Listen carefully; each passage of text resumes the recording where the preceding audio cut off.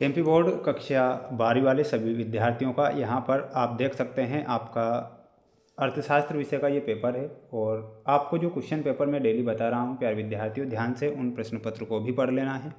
अब जो ये अगला सेट पेपर है वो भी आ चुका है आपकी स्क्रीन के सामने, जो आपकी परीक्षा में आपको देखने को मिलेगा। ध्यान से पूरा पेपर देखना है। आइए शुरुआत करते हैं हमारे प्रश्नों से।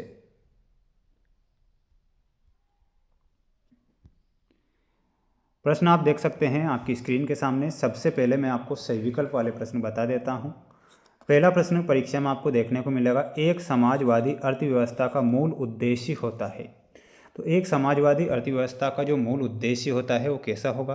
तो यहाँ पर आपको लिखना है अधिकतम उत्पादन करने का।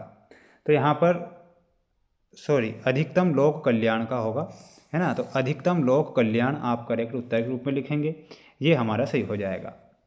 अगला है उपयोगिता का संबंध होता है। तो उपयोगिता का संबंध मानव आवश्यकता की पूर्ति से उपयोगिता का संबंध होता है। तो इसमें आपको लिखना है मानव आवश्यकता की पूर्ति।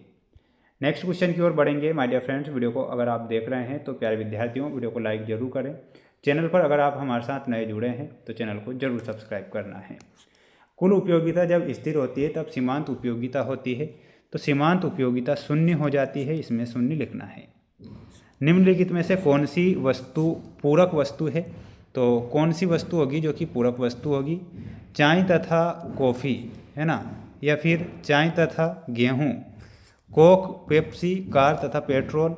तो प्यारे विद्यार्थियों आपसे पूछा है कि पूरक वस्तुएं कौन सी होगी। तो फोर्थ में आपको लिखना है कार तथा पेट्रोल, ये पूरक वस्तुएं हैं। मांग की कीमत लोच से क्या अभिप्राय है? तो इसमें आपको लिखना है कीमत परिवर्तन के कारण मांग में परिवर्तन। बढ़ेंगे अगले प्रश्न की ओर। यदि मूल्य में परिवर्तन के बावजूद मांग की मात्रा में कोई परिवर्तन ना हो तो इसमें होती है। तो इसमें क्या होगी? शून्य कीमत लोच होगी। तो इसमें आपको लिखना है शून्य कीमत लोच। बढ़ेंगे अगले क्वेश्चन की ओर। सभी बच्चे वीडियो को लाइक करेंगे और चैनल पर नए जुड़े हैं तो चैनल को सब्सक्राइब करना ही है। अल्पकालीन उत्पादन फलन को का नियम कहा जाता है। तो किसका नियम कहा जाता है? परिवर्तनशील अनुपातों का नियम उसे कहते हैं। तो इसमें आपको लिखना है परिवर्तनशील अनुपातों का नियम। परिवर्तनशील अनुपातों का नियम कहा जाता है। पैमाने के प्रतिफल का संबंध अवधि से है। तो इसमें आपको लिखना है दीर्घ अवधि से है, तो दीर्घ लिखना है। उत्पादन बंद कर देने पर परिवर्तनशील लागतें हो जाती है। तो कैसी हो जाती है? इसमें आपको लिखना है शून्य हो जाती है। औसत लागत वक्र का आकार अंग्रेजी वर्णमाला के कौन से अक्षर की तरह होगा? यू। पूर्ति का नियम कीमत एवं वस्तु की पूर्ति के बीच संबंध बताता है। तो प्रत्यक्ष संबंध बताता है। तो इसमें आपको क्या लिखना है? प्रत्यक्ष लिखना है। दूध जैसी वस्तु के लिए पूर्ति की लोच होती है, तो पूर्ति की लोच हो जाएगी बेलोचदार। कैसी हो जाएगी? तो इसमें आपको लिखना है बेलोचदार। स्क्रीनशॉट आप ले लीजिए, पढ़ लीजिए, याद आप कर लीजिए। प्यारे विद्यार्थियों पूरा का पूरा क्वेश्चन पेपर जो बता रहा हूँ परीक्षा में देखने को मिल जाएगा। सत्य सत्य में देखिएगा, जिस कीमत पर मांग तथा पूर्ति बराबर होते हैं उसे संतुलन कीमत कहते हैं। तो बिल्कुल क्या हो जाएगा आपका? ये सत्य हो जाएगा। बाजार कीमत उच्चावचन वाली प्रक्रिया होती है, ये बिल्कुल आपको सत्य लिखना है। जॉन मेनार्ड किन्स को आधुनिक अर्थशास्त्र के जनक के रूप में जाना जाता है। तो प्यारे विद्यार्थियों ये भी आपका सत्य होगा। विश्व महामंदी वर्ष 1910 में, गलत हो जाएगा, महादेव, असत्य। जीएनपी एक राष्ट्रीय अवधारणा है। तो बिल्कुल ये आपको सत्य के रूप में लिखना है, सत्य होगा। अर्धनिर्मित वस्तुएं मध्यवर्ती वस्तुएं कहलाती है। तो इसमें भी आप सत्य लिखेंगे। स्क्रीनशॉट आप ले सकते हैं इन प्रश्नों का। पेपर का पीडीएफ हमारे ऐप पर उपलब्ध है। ऐप की लिंक मैंने डिस्क्रिप्शन में दे रखी है। तो ऐप के माध्यम से भी आप पेपर वहां पर देख सकते हैं। ये आपकी जोड़ी है आपकी स्क्रीन के सामने। एनएनपी में हमारा हो जाएगा शुद्ध राष्ट्रीय उत्पाद, यानी कि आपको ऑप्शन नंबर ख से मिलाना है। जीएनपी में आपको मिलाना रहेगा सकल राष्ट्रीय उत्पाद से। वस्तु विनिमय की इकाई में हो जाएगा ऑप्शन नंबर हो जाएगा आपका थर्ड में दोहरे संयोग का अभाव। मुद्रा का प्राथमिक कार्य में मिलाना रहेगा, आपको विनिमय का माध्यम होती है। केंद्रीय बैंक में हो जाएगा, केंद्रीय बैंक कौन सी है आपकी, तो मिलाना रहेगा RBI, reserve bank of India.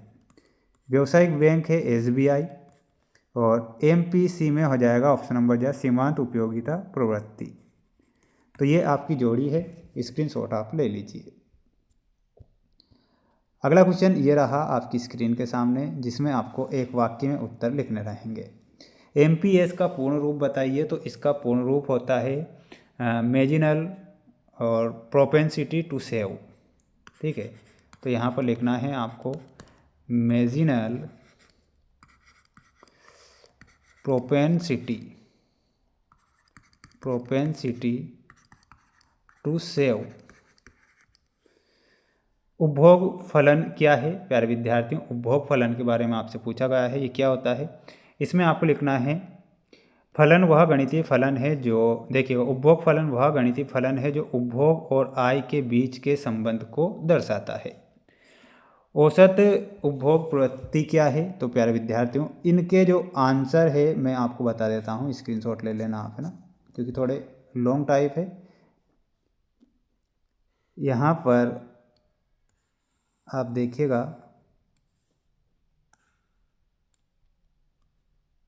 इन दोनों क्वेश्चन के आंसर है ना, उपभोग फलन क्या है, तो इन दोनों के आंसर मैं बता रहा हूँ आपको। उपभोग फलन क्या है, स्क्रीनशॉट ले लीजिएगा, ये दूसरे का आंसर है और ये तीसरे का आंसर हो जाएगा, स्क्रीनशॉट ले लेना है। इसके बाद में अगला प्रश्न है आपका, जो कि औसत बचत प्रवृत्ति क्या है।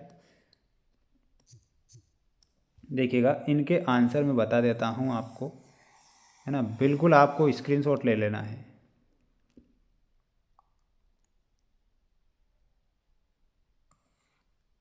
देखिएगा, औसत बचत प्रवृत्ति का आंसर ये है, और जीएसटी का पूर्ण रूप गुड एंड सर्विस टैक्स है, पाँचवें का हो जाएगा। छठवें का हो जाएगा आपका व्यापार शेष में कौन सी मदें शामिल होती है, तो व्यापार शेष में मुख्य रूप से निर्यात और आयात के बीच का अंतर शामिल होता है, तो ये सातवें का आंसर है, स्क्रीनशॉट आप ले लीजिए। माय डियर फ्रेंड्स, ये जो पूरा का पूरा जो क्वेश्चन पेपर है आपको हमारे ऐप पर उपलब्ध है, तो ऐप की लिंक डिस्क्रिप्शन में दे रखी है।